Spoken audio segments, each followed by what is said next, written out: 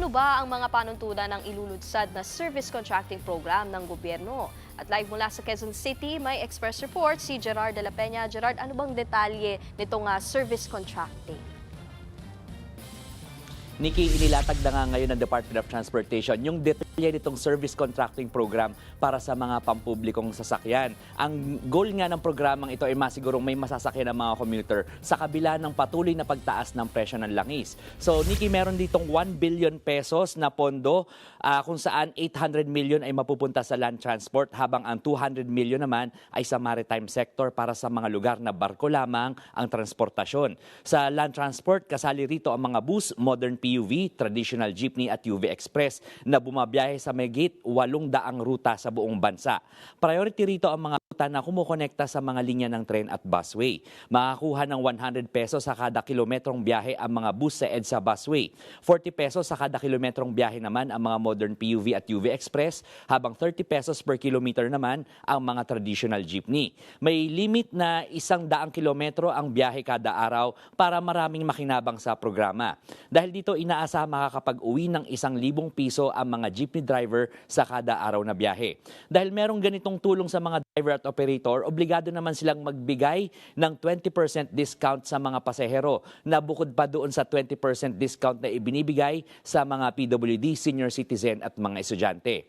Mamomonitor ng pamahalaan ng pagbiyahe sa pamamagitan ng GPS. Ang mga sasakyan na walang GPS naman, maging manual ang monitoring, pero hinihikayat silang magkaroon ng GPS para maging mabilis ang pagbabayad ng pamahalaan. Kada 3 hanggang 5 araw ang pagbabayad sa mga driver at operator na matatanggap sa pamamagitan ng bank accounts or e-wallet. Inaasahan namang tatagal ng 2 hanggang 3 linggo ang programa, kaya naman humihingi na ng karagdagang 5 bilyong pisong pondo ang DOTR mula sa Department of Budget and Management.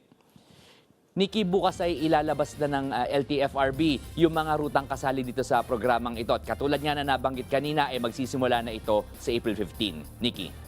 Gerard, para nga doon sa mga super na baka gustong mapasama dito sa service contracting program, paano ba mag-a-apply?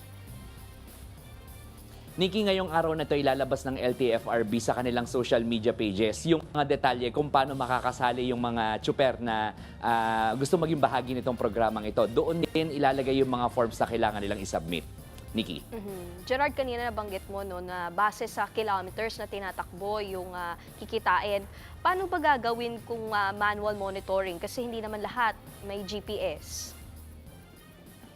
Tama yan, Nikki. Bale, humingi na ng tulong ang DOTR sa LTO, sa LTFRB, pati na rin sa Philippine Coast Guard at saka sa MMDA para nga bantayan ang pagbiyahe ng mga jeepney drivers at makita kung gaano talaga kalayo yung tinatakbo ng mga biyahe nila. Nikki.